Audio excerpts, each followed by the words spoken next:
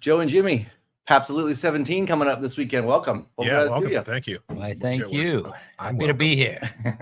Yeah, man. So yeah, man. 17 years of Pabstolutely. That's crazy, man. I remember the first one. I remember you texted me about us playing, and I remember, and it was October. I want to say early October, and we had a very mild 70 degrees that day, which was strange. It was at the time. Now October is kind of like that, but before back then it was weird. Yeah. So. But I remember we got a good weather day and stuff, and it was like just a couple weeks notice. I remember that kind of throwing it together, and then it was like, and it was real cool. It was an experiment, to see if we could actually do anything like that. Well, it worked obviously because we're still here. You know, 17 years, obviously. 17 years later. I just asked this guy every year, "You still want to do it?" And, all right, we're doing another one. So that's the way it goes. Nice, man. So what? So this the 17th incarnation of this, man. Obviously Saturday at the Royal Oaks is going to be on there all day. There's 11 bands. But yeah, man, what's sort of in store for this run? Well, we have I'm not sure. We may have 2 food trucks as far as that goes. Bubcha's is for sure, which is like, it's like, I don't know, I call it hunky food. Mm-hmm. You can expect pierogies and halushki and all that stuff, and then of course Royal Oaks barbecue. I heard there might be a pizza one, but I'm not sure. Mm-hmm. We have a bunch of local vendors and artists, different things. Justin was supposed to come. He has a little more of that information. And then the bands are it's a little bit of everything, man. It's like some new to the festival, some returning. Farthest I think is New Orleans, which is Rob Hudak from Boogeyman Smash, his new band, the Hotsies. Mm-hmm. They'll be on early, like 2-ish, because they requested that. And Friendship Commanders is coming from Nashville on a tour. And they just released a song they did with Steve Albini on one of their albums. So they're pretty excited, kind of promoting that. And they've played West Side Bowl a bunch, and they played Modern Methods, but they've never played the Pabstolutely. So, and they're a really good 2-piece out of Nashville.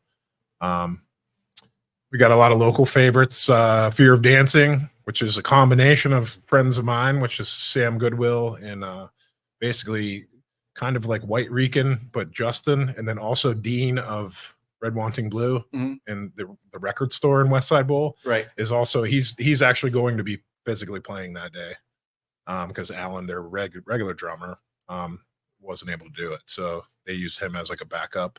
I'm excited for them. They've been put out a new record, so it's really good. I was kind of hoping Justin's in that band so he could have talked about it a little bit, but I got you. Well, yeah, I got the full lineup right here, man. So it's Feral Cats, Mother Elizabeth Thorne, the Hotsies, which is Rob Hudak's band, like you mentioned, Neighbor Dan, Punk Willie, Rabbit Dog, Fear of Dancing, Friendship Commanders, Daggers, Black Signal, and Album, and that starts off at 12:30 again down at the Royal Oaks, man. But yeah, so give me some Pabstolutely memories, man. I mean, there's a lot of them. We've got 16 years to choose from. I mean, there's some that. There's something that stand out in my mind. I'm sure you have many as well as I do. I mean, we got many antics of the Kennedy brothers. Oh, for sure. Wearing their mother's bathing suits and when we used to have the dunk tank. Yes. And there's been a lot of different things. It's kind of hard to kind of throw it together. A lot of the Dekaju shows were awesome. They would get in the crowd and light their van on fire. Yeah.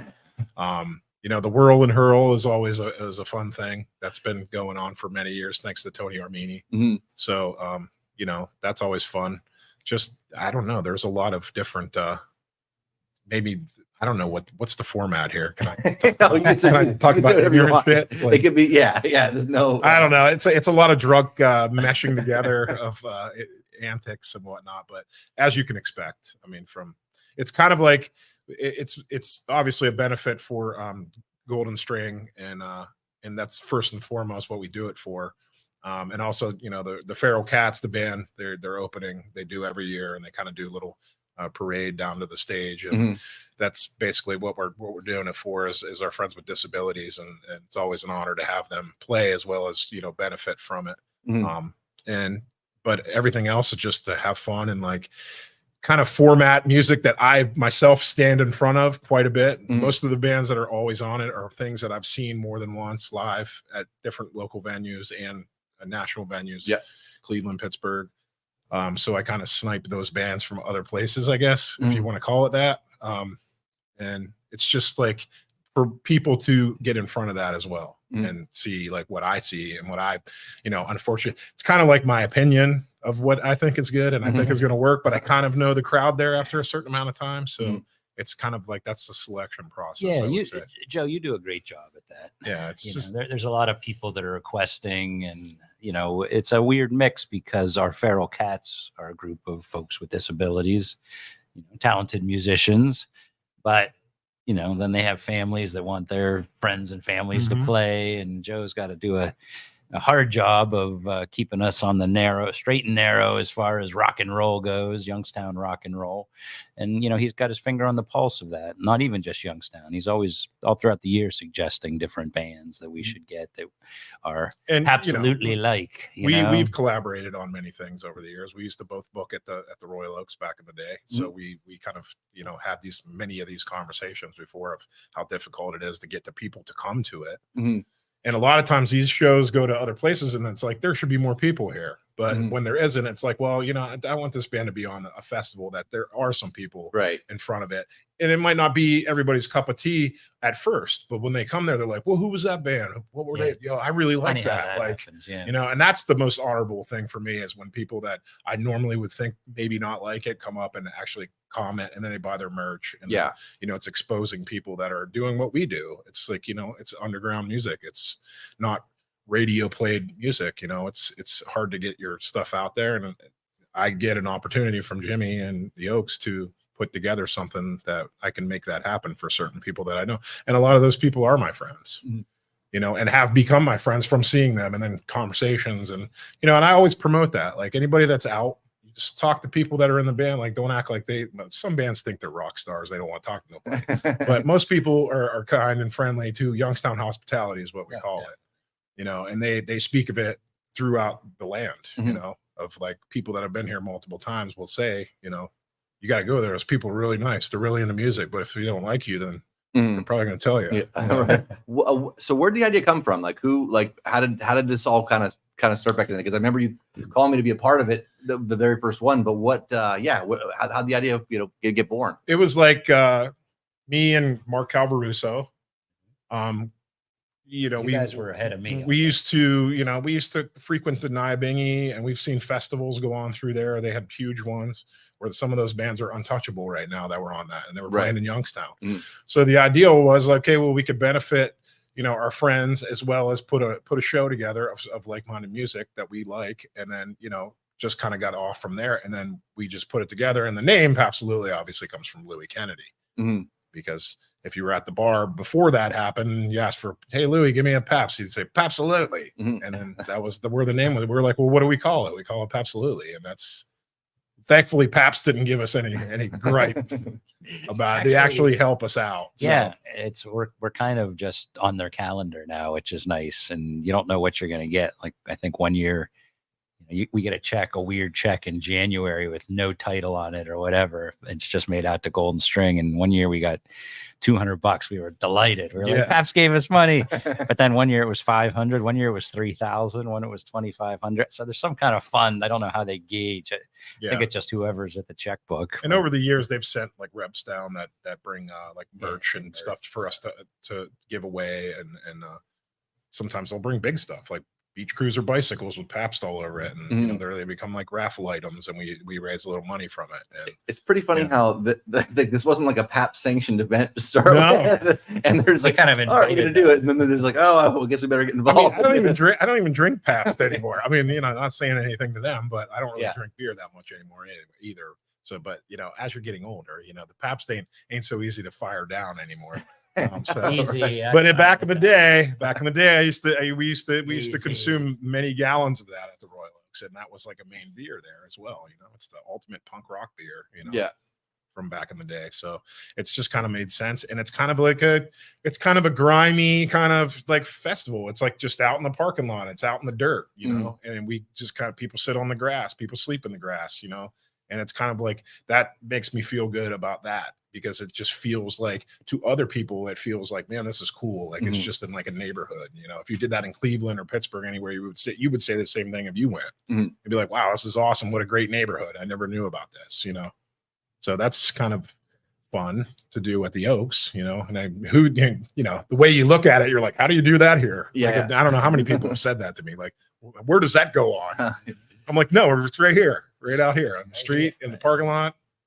Parking is always fun. That's not too bad though. You can there's enough spots like next to and then kind of in and around there, and they could, and most people are cool about, like, you can kind of park on the street and stuff on some of the side streets and walk over, which is what I usually end up and doing it's if not usually parked. like, you know, if it's a couple of blocks. I mean, if you go to a fair you know, a festival downtown or something, you're walking a couple blocks anyway. So right. and really we try to talk to the school next door that's right across the highway, which is like a half a block. And they have a big parking lot over there, and they're usually not in school, you know, on Sunday or Saturdays. But like last year, I called somebody, and I had one of the Youngstown PD that I knew the person, and asked about it, and they were cool with it. So and it's a huge parking lot. So that's only issue we usually have by having it there, is that the parking is very challenging sometimes, because you get, you know, if you get 1,000 people, which we have had 1,000 people before, then, you know, it's kind of, where's everybody parking? Yeah, right. So, you know, I would also suggest if you can ride with a couple of people, you know, or Uber. Yeah, that's always a good thing, because if you're drinking all day, it's probably the best thing anyways. Right. And my friend Alex Myers, you know Alex Myers? Yeah. He's did it last year, I think, but he's just like, he could fit 3 people in his Jeep, and he's offering like free rides home to anybody that wants to just go up to him and be like, hey, will you bring me my friends home? And then, you know, because he's going to stay sober. But, you know, that's what Uber's for too, if you want to pay for it. Which I know a lot of people that Uber down there, and then they Uber home. So it's probably the best bet, because it is a full day of drinking for some people. Right. No doubt. Jimmy, so how did the Golden String and so how did that component kind of get involved into Pabstolutely? You know, this predates Golden String Radio even. You know, I would even think Golden String Radio, you know, was spurred from Absolutely, and the Oaks, definitely. We just thought it was a way that we could give back. You know, we were already doing Golden String things. We weren't doing Golden String Radio at our first Absolutely, but we were still, you know, benefiting clients, taking them to the Cleveland Clinic, getting them bowling balls if they needed, getting them ramps for their houses, taking them on trips, going to see Indians games, whatever. And so it was a nice way to give back. Then Golden String became more musical, and like I said, an inspiration. It was Youngstown music scene, and now we have a Feral Cats band, and you know, our Golden String board was all for it. Like I said, if we made $50, they were happy with it. And now they get on me for $50, but we got to at least make 100 this year. Well, yeah, we'll try. We'll do the best we can. But we even put some money up, you know, for different things, and we definitely get it back. And you know, we've forged good relationships with the sound men and obviously the Oaks. Some of the bands, you know, participate at Golden String Radio and help us all year long. You know, somebody like you, BJ, you know, I remember the first one you were doing the program. Remember you had printing connections. We were printing programs and books, and, you know, frenetically, you were helping us. Oh yeah. When the Pulse, I completely forgot about that. We had a whole program. Yeah. I think I still have one somewhere. And I was like nervous talking, you know, in the Pulse. Now I'm used to this, but back then I wasn't. Good memories there. And I have a lot of memories too of the clients, you know, ones that have passed away. Like and there's been just a lot of people in general that have, you know, we usually at least mention or something. We throw some kind of tribute. Like the one year, our friend Walter Moots was on the shirt as Elvis because he liked to dress like Elvis. So we try to pay homage to things, you know, like that, because it does happen. And people, you know, you do that many years, you know, people fall off. Right. And I remember that first year I brought Moots, and like you said, it was a weird hot, like it was like 80 some degrees in mid-October. Yeah. And I didn't put any sunscreen on him. He got so sunburned. His mom yelled at me when I dropped him off. Yeah. Oh, I've had many of those there. I torched my balls. Yeah, that's what. Well, I mean, you know, the weather permitting this Saturday, it's looking a little rocky right now, but it's the temperature wise, it's going to be great. It's going to be 65, I think. So yeah, is, you know, what I also tell people, bring a hoodie or a jacket, because it's going to be colder at night. It's going to be in 50s, 40s, maybe. I think it's important to point out too the types of folks that come. I'm always, every year I'm amazed that old Oaksters, people I haven't seen that Yeah. used to go to the Royal Oaks to see the shows when the Oaks had a lot more shows. Mhm. Oh my gosh, you look a little bit older, but I can't believe you're here. Or, just people from the community that, like, this is the coolest place to be, on this day. We got to be here. And even people that are donors to Golden String and the families of my clients are the feral cats that, I'm always, I don't know, maybe I shouldn't be surprised, but I am. And we Mhm. also, some of the bands past that have played in the years past, and I try not to repeat too much. Like I try to find something different and new, and stylistically try to switch it up a little bit. Mhm. But bands from the past have just come just because they live in Cleveland, they live in Pittsburgh. They just come down because it's the day. It's like a Youngstown holiday, Yeah. for a lot of people, and it's kind of like what they look forward to. Summer's just about over festivity wise, and it's like the last thing to do for the year, especially when we have moved it around, obviously October, August, September, just Mhm. depends on the way it's going to work out. But we get a lot of people from that were there before, or that came to see their friend's band the first time they've never been to Youngstown. They'll just come back every year and they're like, Mhm. hey man, we're here again. We'll see you Saturday or Yeah. whatever, so that's a lot of fun, just bringing anybody from anywhere that actually, because we go to those places all the time to see things, but you don't get a lot of that return, unless there's somebody specific playing.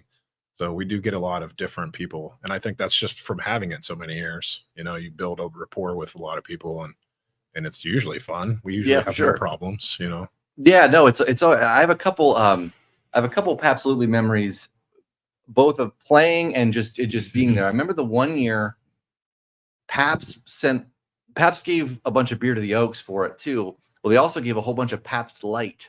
And I Yeah. remember being the only person drinking Pabst Light. And at the end of it, there was like a kiddie pool full of Pabst Light. The JFK gave me the whole kit. They gave all Yeah. of it. Like I had my whole trunk was Nice. just full of Pabst Light because no one else drank it. I think I also received some of that at some point, because I remember having that too. in my refrigerator. I don't even know if they make But- Pabst Light anymore, do they? I think that was like a short-lived thing. I haven't seen it. I mean, if they did, I'm assuming that's where it would end up. Yeah. At the Oaks, because John likes oddball things, of any sort. But yeah, and it's just like, I don't know, man. There's a lot of things like I still find that Jam Bar article that they videotaped us for the Jam Bar, and like they're how like young and simple we look. Then, Yeah, right. And it was like Pabst 6 or something like that, and it was Mhm. just like, wow, what happened to me? I got old, like. So it's pretty wild, like how long it's been, and most people have kids that old, Yeah, So, there was another time that Turbo Lovers played, and I had gotten in a car accident like a week before that, where I fractured my sternum, and I didn't. So long story short, they did X-rays. I didn't, but I didn't know that I fractured my sternum. They're like, oh, no, it looks fine. Like, Yeah. they send me home, whatever. And like I'm like everything's hurt, whatever. And they gave me a whole bunch of pain pills, and I remember somebody asked you, they're like, oh, I wonder if is Turbo Lovers going to play? They go, oh yeah, he's going to play no matter what. Yeah. And we played, but like I just remember being so hepped up on like Vicodin and standing there, and I could only do like 6 songs. I was like, okay, I gotta stop, because like by the end of it, I was like, oh, I can't stand here holding this guitar anymore. Every time I moved, it was like agony. You know what I mean? Just standing there. I was telling a memory today that the bass player from Filthy Lowdown, when they played one year, it started like raining like in the middle of the afternoon, like kind of hard. So everybody like ran to the tents, and they're like, well, here's our set. I guess we got to play. Like nobody's going to come up to the stage. I'm like, well, you could drop your pants. And and I was joking, and then I go to the side of the stage, and they set up, and he comes out, and he's butt naked, and he's got his bass in front of him, and he's like, all right. And I was like, hey, you really did it. And I was like, look at this guy. And then people were running out of the tent like, hey man, that guy's naked. So it was like, yeah, it worked, man. I was like, I really wasn't being literal, but you did it. And I was like, and that was just like he's like, why not? And that's kind of like where we're at, like there. It's like, as long as you're not hurting nobody, it's supposed to be artistic and fun and expression, it's not, there's not too many rules. There are some. Right. Right. Yeah, If you gotta be. if you maintain yourself, that it's just like a village, basically the place maintains itself. Yeah. With the people that are there and the people that are volunteering, which we have a lot of Jimmy's people that work with him volunteering for doing things. And there's a lot of people that just volunteer their time. And, it's appreciated all across the board, especially the bands, and they do it every year. And, it's not easy to ask for things like, hey man, will you come do this? And then like, it turned into like people want to do it, and they start asking me to do it, which is I'm grateful for, because, that's the point. Mm. What have been some of the more memorable sets that you guys remember from years past? I remember Coin Monster one year. I remember being packed there for them. I remember a lot of the first Daikaiju ones. The first 2 years the Kaiju played, they played the first time, and it was packed. Mm-hmm. And then the second time, was like, well, this makes sense. We should do it again. And it was packed again. And it was like the videos and stuff that are on YouTube from that are like, it's madness. Yeah. You're like, wow, that was hype. Coin Monster for sure. There's been some legendary stuff on there. From which is why we book bands like that. Those guys are from way back in the day. You know what I mean? And it's kind of nostalgic for me, because I was real young when I was watching Coin Monster. And we've just had some differential. I always like Brood X and Me Time and the Raging Crush when they do psychedelic stuff, and there's theremins and weird instruments, and that's the kind of stuff that I try to find, just so you could throw it in front of people, and people are like, wow, that's crazy, what's going on here, this is chaos. And it's like, yeah, well, that's the point. It's supposed to be fun. You're supposed to let loose. And we have people that look Big Timmy era. He always wears some kind of costume with cowboy hats and crazy Pabst everywhere, double fisting 32 ounces all day long. So we have characters that came from this creation. People have gotten tattoos and different things. So it's just weird. Yeah, I remember. Correct me if I'm wrong. Hasn't Johnny been in like women's bathing suit or like? Yeah, well, yeah, him and his mom, the dunk tank. They raided their mom's closet and they were like the little tutu. Yeah, that's right. Yeah. And they had work boots on all day long. And they kept getting in the dunk tank, so they're getting all wet and drunk and sweaty, and it was a lot of fun. I about threw my arm out trying to get him off that dunk tank because he's up there razzing me, whatever. And I think John tells a story. I don't know if it's who one of his brothers heard somebody like him yelling at the little old ladies. And everybody getting all pissed off at him. But yeah, I almost threw my arm out trying to get this. I'll tell you what, they didn't take those off all day. They kept them on all day, even when they weren't in the dunk tank. They were just walking around with them like no shame. And I tip my hat to them, because that's kind of what you can expect. You know what I mean? Just people letting loose. And I think that's the point. And also it does really well, and everybody's respectful, and, it's kind of hard to rein everybody in and try to get people to be honorable to pay the cover and all that stuff. But all that stuff does go to, everything. I know exactly where every dollar goes to, so it's just like, it's not, you're helping out people. You're not just like paying somebody. Yeah. The bands get paid and all that stuff too, paying entertainment, you're paying artists. Yeah. Any money you spend in the local community is going to somebody. Is the cover $10 for this? Yeah, it's $10. So yeah, $10 again. 11 bands. 11 bands for $10. I mean, you can't beat it. Yeah, and again all day. Well, let's run through the set list or the band lineup again. Excuse me, and we'll just let me know what you guys can. Obviously, we're going to start with the Purple Cat band, the Feral Cats. So kind of Jimmy, how did those guys kind of come about? And this is what their third or fourth year on the festival, I think, at least, right? Yeah. Is it 4 years? I thought it was longer than that. It could be. I think it's longer, Jason Murphy, but it's probably at least Jason Murphy was a big catalyst. When he joined the Purple Cat team, he was promoting that, you don't know how good of a musician Mark Castro is. You don't know how, Electric Joe can play the bass for real. I'm telling you, the drummers, they're doing more than keeping time. I'm like, okay, well, go with it. Go.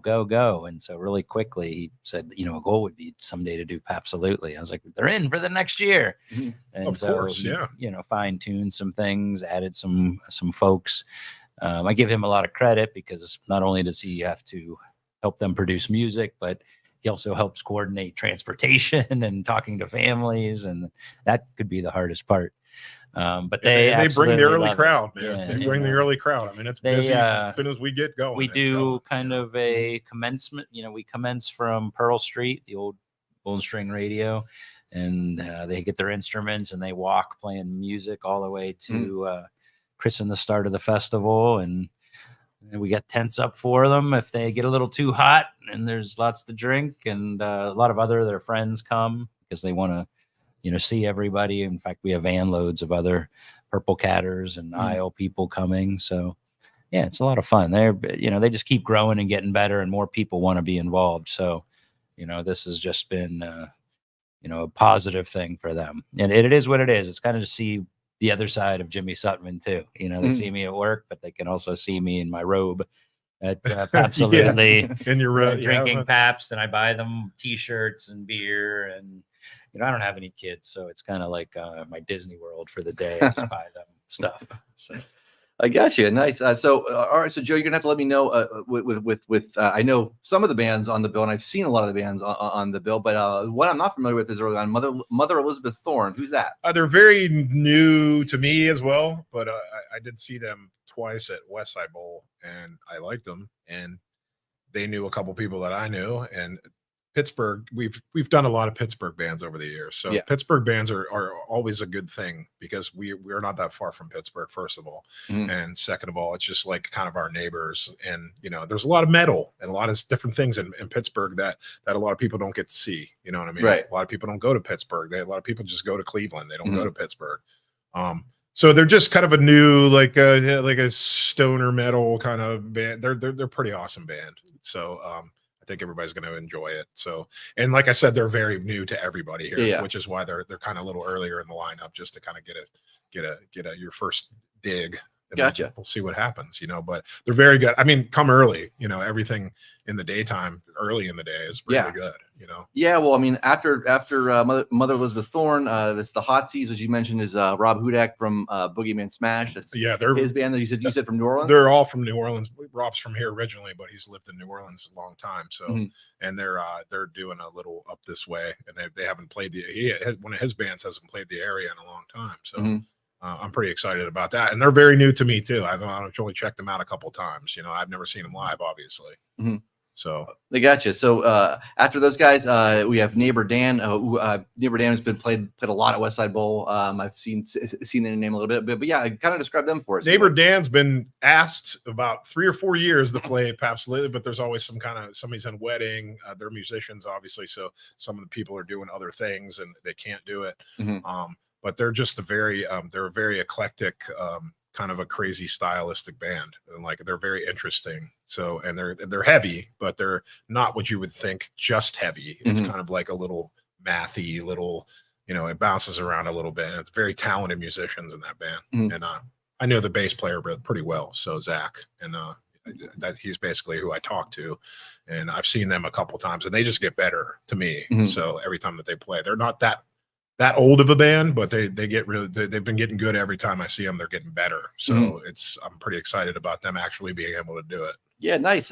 You know, next up, and they're very local, you know, a lot of people know them. So they'll, you know, people, I'm hoping that people will come early for that as well, because I'm excited about all of those bands. Yeah, no, oh, for sure, man. You know, next up, one of the Oaks sort of regular bands, and they've been around a long time, and we obviously are all friends with Punk Willie. Yeah, well, always a good time. Yeah. Self-explanatory. The house band, you know, basically to Pabstolutely. I mean, not per se Punk Willie, but Greg Wormley in those fashions has been on every single one of them. Yeah, you know, so they're kind of, like I said, they're the house band over there, and they, you know, they just kind of get the drunk party started going, you know.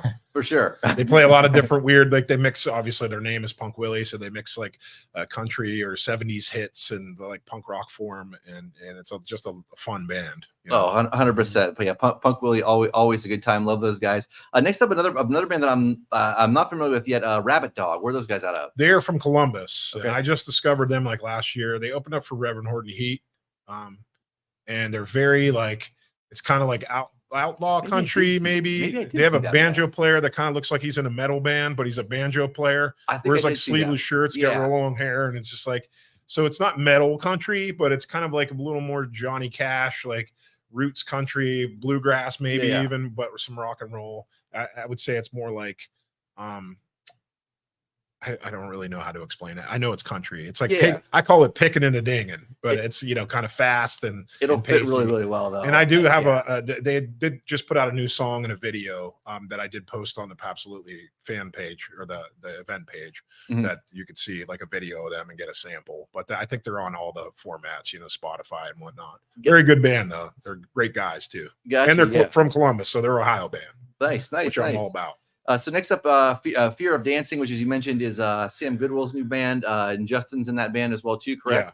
Yeah. And I just caught them for the first time recently at West Side Bowl. I can't remember what show that was on, but yeah, very cool kind of indie vibe to those guys. Yes. But a solid band for sure. Very Sam Goodwill's mind. I mean, Yeah. I know a lot of people probably don't know Sam Goodwill. I know a lot of people that do know Sam Goodwill, but you think of the way he writes and kind of has that voice and his style, mixing that with Justin on bass, who's a seasoned professional bass player around here, and Alan and Dean, great drummers. So that it's a star-studded, packed, it's an all-star band, all-star local band. So definitely get your ass there to see them, because I've seen them twice, 3 times this year, and it's been awesome every time. It's a great band. Nice. So next up, after that, Friendship Commanders. I don't know that I've seen that name a bunch of times. I'm not sure if I've seen them either. Well, it's a female singer, guitar, heavy melodic guitar.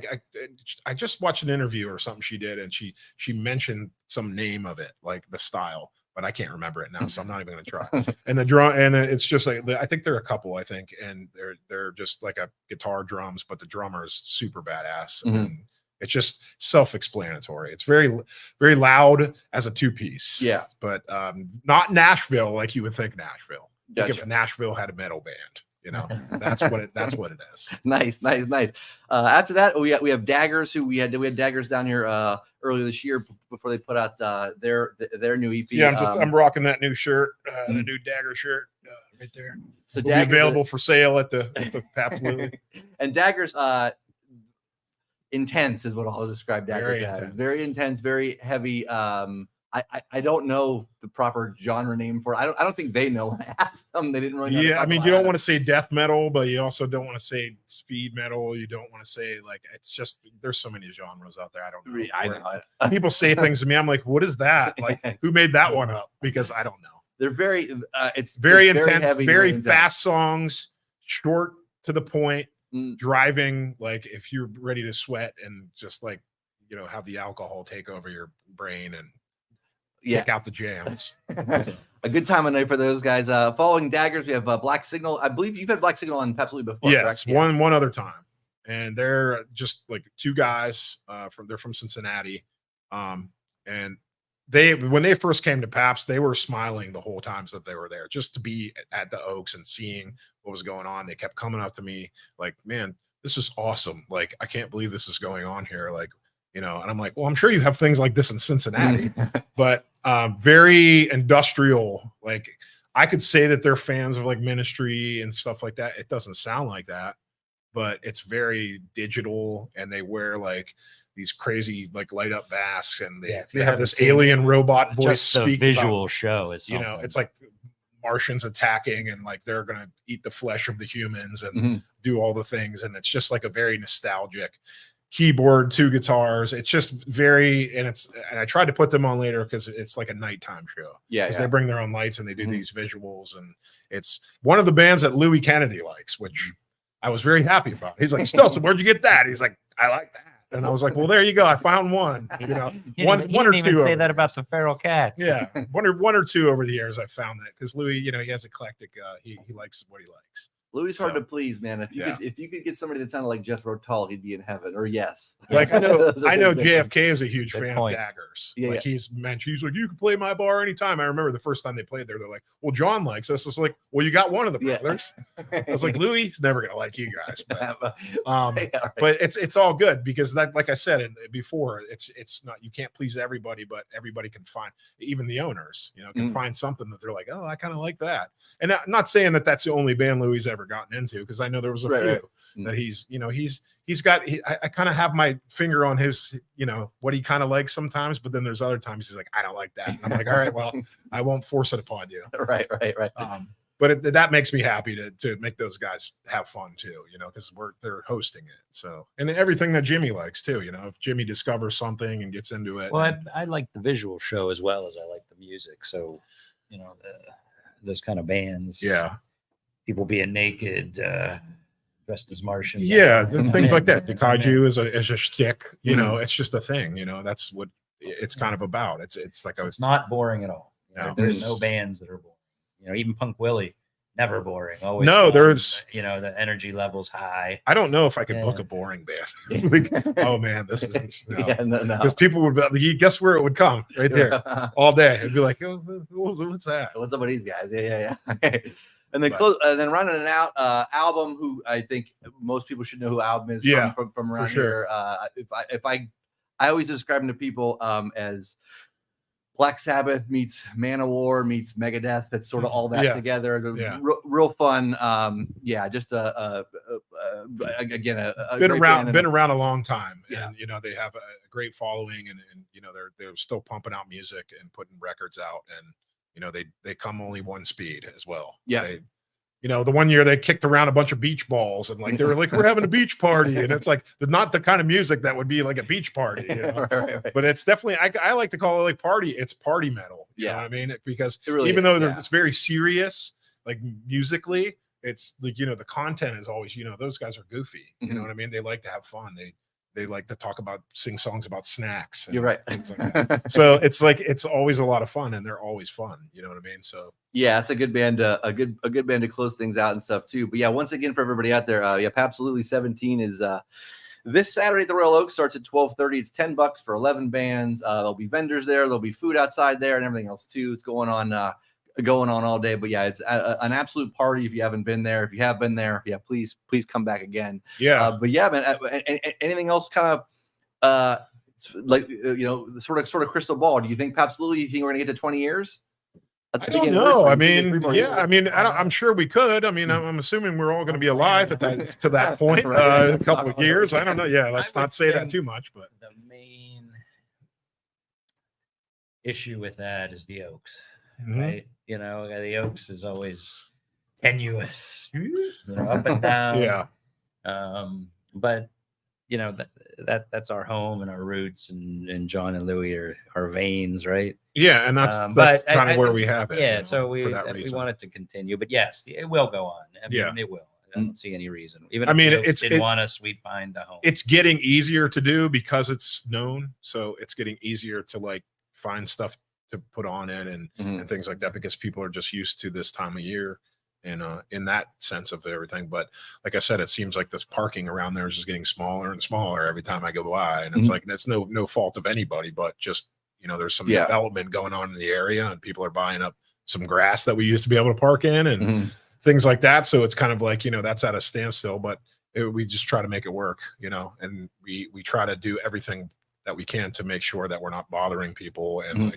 we're playing by the rules of what we're laid out to do, And again, So- for anybody out there that is worried about parking or anything like that, like I said, there's plenty of side streets kind of in and about there that you can park on and stuff, or whatever. So it's really not bad. You might have to walk a couple blocks over, depending on what time. If you come at 6, 7 we do o'clock have when some it's real people busy, park but at it is Pearl Street, which is really easy one to- of his buildings Yep. over there, as much as we The can, old Pearl Street Mission, you're welcome to park there. which is about 2 blocks. Yeah. It's not far from there. So if you need to know any of that information, you can find me. If anybody wants to get on Facebook and find the invite, it's Pabstolutely 17 at the Royal Oaks. And then they can, there's discussions on there about all that stuff. And I try to post as much as I possibly can about anything that changes or information that could be useful to someone that's coming to it. So that's kind of a central location, like a brochure. So you can look up and be like, okay, this is going on, this changed, this is happening, and I try to tag different things just so everybody gets a little taste of some of the music and all that kind of stuff. So nobody's walking in there completely blind. right. I will want to be a spectator one year. I just want to be a spectator, and I want to drink, and I want to watch the bands, which I still watch the bands, and I get to participate sometimes, and it's fun.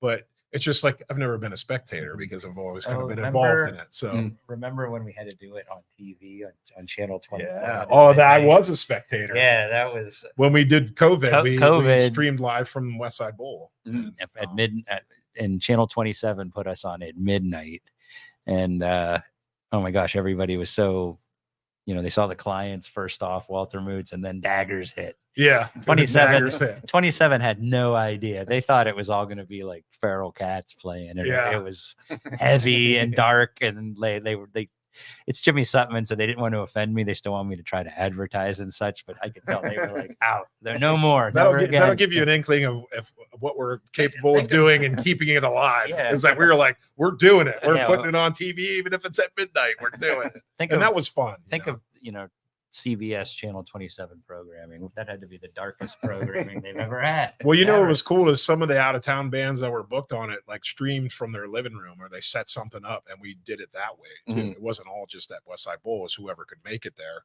But a lot of people streamed their set from whatever, and we hooked it up somehow and made that happen. So it was difficult and weird, but it was something we did. You know, it was like, if that needed to happen, you could do it again. Yeah, people were like, that had no idea about coming to the Royal Oaks.